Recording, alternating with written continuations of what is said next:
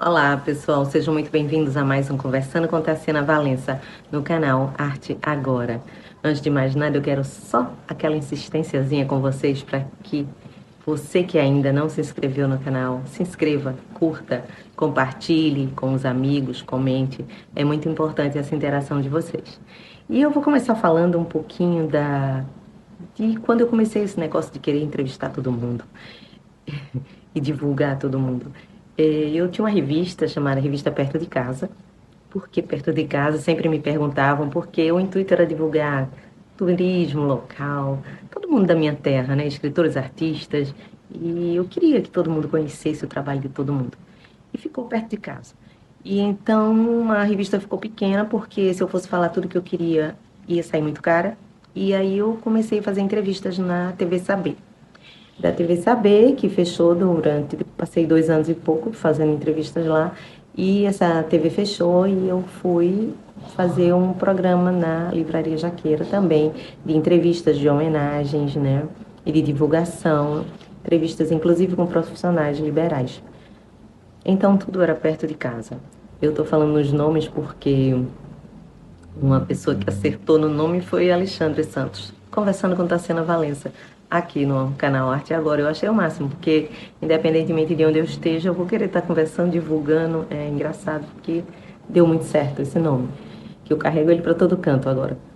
Enfim, mas surgiu nessa história de conversando e de entrevistas, um convite de Salete para fazer o Conversando, né, com Tassiana Valença, que na época era perto de casa, na cultura nordestina, continua sendo, mas seria um outro projeto e um outro ponto, né, de entrevistas. E começou na pandemia, né, com esse projeto de entrevistas. A primeira foi com a Nena Queiroga, e começou o projeto também de divulgação de livros através da internet, porque ninguém podia se encontrar na pandemia, e fizemos o Livro em Cena, que era uma maneira de fazer uma divulgação e o lançamento de um livro pela internet. Então tinha uma entrevista com o escritor e também cenas do livro. E este projeto que eu vou falar aqui para vocês hoje, que eu acho que vocês não conhecem, é Abril de Monteiro Lobato, uma ideia de Salete Rego Barros, que deu muito certo. Todo abril nós fazíamos um episódio em homenagem, né, a esse escritor que tanto estimulou a gente, né, na literatura. Eu amava Caçadas de Pedrinho, quem nunca assistiu ao Sítio do Pica-Pau. Então ele mexeu muito, né, com a nossa imaginação, ele está dentro da gente de alguma forma. Então eu acho que isso é muito importante. Então eu quis trazer no último dia, né, de abril, aqui para vocês um pouco do que foi, né, do que está sendo também, né, que a gente... Esse daí que foi gravado há 2 anos, mas é um projeto bem interessante, não só para Monteiro Lobato, mas para divulgação de outros, né, outros escritores que foram importantes nas nossas vidas. Então, gente, eu vou deixar aí um episódiozinho. Nesse episódio a gente fala sobre fábula. Eu faço uma pequena entrevista com a pedagoga e contadora de histórias Vera Nóbrega. Depois a gente tem tem uma historinha aí, né, que a gente vai fazer para vocês. Eu estou como tia Anastácia. E depois eu quero saber o que vocês acharam. E podem dar ideias também para outras coisas, né? Porque eu acho que a gente está sempre criando, produzindo. Eu acho muito interessante essa história de divulgar, sabe? É muito bom a gente divulgar a gente mesmo, mas é muito importante a gente valorizar aos que passaram pelas nossas vidas e aos que estão aqui contribuindo de alguma forma, né, para um mundo melhor. Bom, vamos lá. E hoje eu tenho enorme prazer em apresentar o 6º Abril de Monteiro Lobato. Este projeto que vem ao longo desses anos homenageando este grande escritor que despertou na maioria de nós esse interesse pela literatura. E o tema hoje será fábula. Aí a gente anda um pouquinho mais para trás para saber de onde veio a fábula. A fábula foi criada por um escravo no século VI na Grécia, antes de Cristo. Esopo, o nome dele. Então, esse escravo gostava muito de contar histórias e usava os animais, né, para colocar a fala. Colocava fala nos animais, na verdade, e jogava neles os sentimentos e conflitos humanos. Percebendo isso, disse que o senhor dele era um filósofo. E aí resolveu libertar Esopo para que ele contasse todas essas histórias no meio do mundo. E por falar em contação de histórias, e para falar de fábula, eu vou chamar aqui Vera Nóbrega, pedagoga e contadora de histórias. Vera Nóbrega, é um prazer ter você aqui no Conversando Perto de Casa, ainda mais para comemorar o Abril de Monteiro Lobato. Nada mais especial do que uma pedagoga, né, do que uma visita de uma pedagoga e de uma contadora de histórias. Só que nós estamos falando hoje, Vera, sobre fábula. Eu quero saber o que é que você me diz dessa tua vivência, né, com crianças e como educadora, da importância desse gênero literário. É um prazer muito grande, né, fazer parte desse programa e dizer que é gostoso falar de literatura, né, falar de histórias. E a fábula, ela traz ensinamento, ela traz a característica da moral da história. E também os textos são curtos. E para a gente, para a educação infantil, desenvolvendo projetos junto a essas crianças, a gente traz também o desenvolvimento desse olhar crítico, sobre essa realidade que a gente tem, sobre o senso de cidadania. Outra coisa também é a conscientização da preservação, essa preservação ambiental, que a gente precisa tanto cuidar desse ambiente, esse espaço que eu vivo, né? Como é que eu cuido, que olhar eu trago para isso. E a fábula traz, os animais têm fala, né? O próprio Monteiro Lobato, ele traz a Emília como personagem. Então a gente traz esse, sem falar no encantamento, porque o ato de contar histórias é assim. A gente traz assim, esse deleite na literatura. Então eu tenho uma preocupação pessoal, que é o que eu estou ofertando para essas crianças. Que zelo, que cuidado. Então, quando a gente traz uma fábula, a gente traz esse encantar, não deixando de levar em consideração as suas características, como o ensinamento, a moral da história. Às vezes a pessoa questiona essa moral, né? Mas que moral? O que é moral, né? São os conflitos.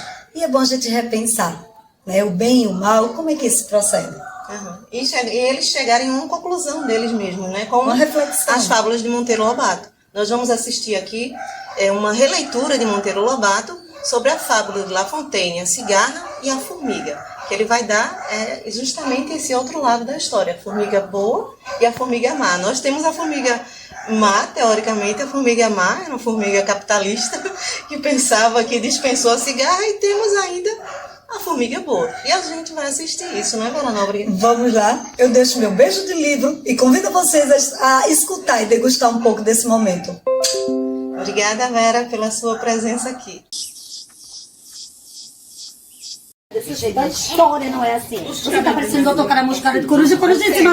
Não é assim. É você. É você. É você, narizinho. Vai, mas é você. Ô, vovó. Ô, narizinho, o que é? O que foi? Olha, tira uma dúvida pra gente, porque eu conto a história da cigarra e da formiga de um jeito. E eu conto de outro, porque eu conheço de outro jeito. Nossa, que dura decisão. Para mim, a formiga era boa. Era nada, vovó. Ela não era. Ela era má. Não, era boa. Era não. Era. Não era. Era. Não era, ela era má. Era. Calma, não precisa brigar, não lamenta. E a Anastácia tem razão, nada de briga. Ó, conte sua história para entender a opinião de cada uma. Eu conto. Eu começo. Sou eu. Eu primeiro, já disse. Peraí, enquanto isso eu vou preparar um lanche, viu? Vocês pronto. Vamos ouvir sua história. Conte você primeiro, Narizinho. Agora deixa eu contar, Emília. Era uma vez uma cigarra e uma formiga. Mas a minha história também começa assim. Pare para evitar briga. Decido. Começa você, Narizinho. Conte a sua. Era uma vez uma cigarra e uma formiga. A cigarra tocava e cantava ali perto do formigueiro e as formigas trabalhavam o dia inteiro enquanto a cigarra cantava. Quando chegou o inverno, os animais correram para suas tocas e a cigarra ficou morrendo de frio. Precisava de um abrigo e procurou ajuda no formigueiro ali perto. Bateu na porta. Apareceu uma formiga enroladinha no chale. Tossindo, a cigarra pediu ajuda. A formiga perguntou: o que fez você no verão? Nós construímos uma casinha e está cheia de mantimentos. A cigarra, tossindo, disse: eu cantei o tempo todo. Ah, era você que cantava enquanto a gente trabalhava? Perguntou a formiga. Sim, respondeu a cigarra. Ah, como era bom trabalhar com aquela música. A formiga mandou a cigarra entrar para morar com ela no inverno. A cigarra ficou boa, alegrou as noites de inverno lá dentro do formigueiro. E quando chegou o verão, voltou a cantar nos dias de sol. Ouviram? A minha história, ela era boa. Mas olha, Narizinho, a minha história é diferente. A minha história termina diferente. Mas quando chega o inverno... A neve cobriu tudo e a cigarra teve muito frio e ainda não achou folhinha para comer. Aí foi bater na porta da formiga para pedir ajuda, mas ao contar para a formiga, ela foi logo dizendo: enquanto nós trabalhávamos e nos preparávamos para o inverno, sua preguiçosa, você tocava e cantava, pois agora dance. E bateu a porta na cara da pobre cigarra, que terminou morrendo de frio.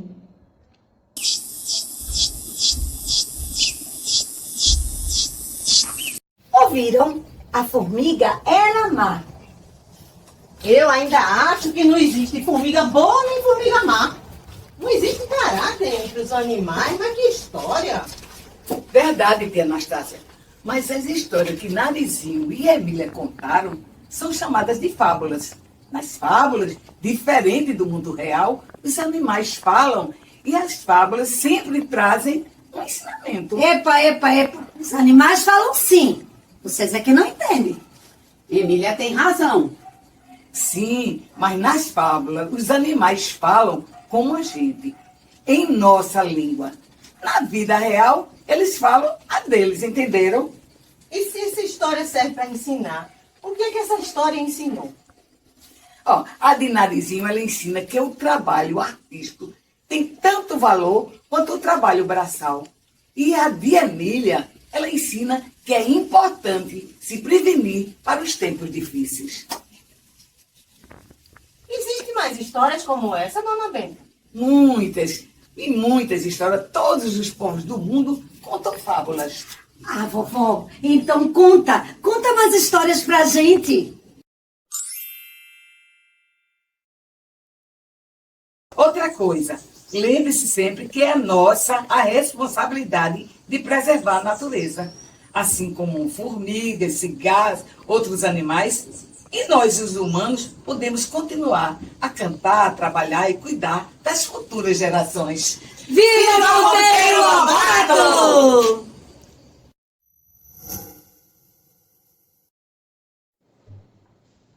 No início do século passado, Monteiro Lobato consegue imprimir sua visão de mundo através dos livros, dando início à literatura dedicada às crianças, futuros adultos que deverão ocupar posições decisivas na construção de um mundo melhor.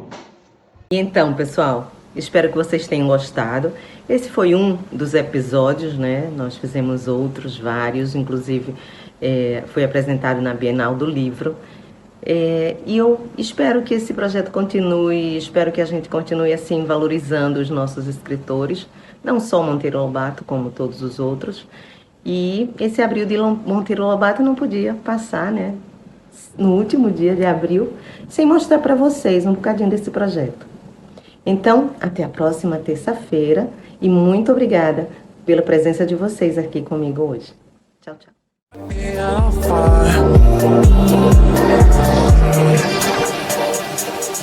No, I'm not grabbing that dress.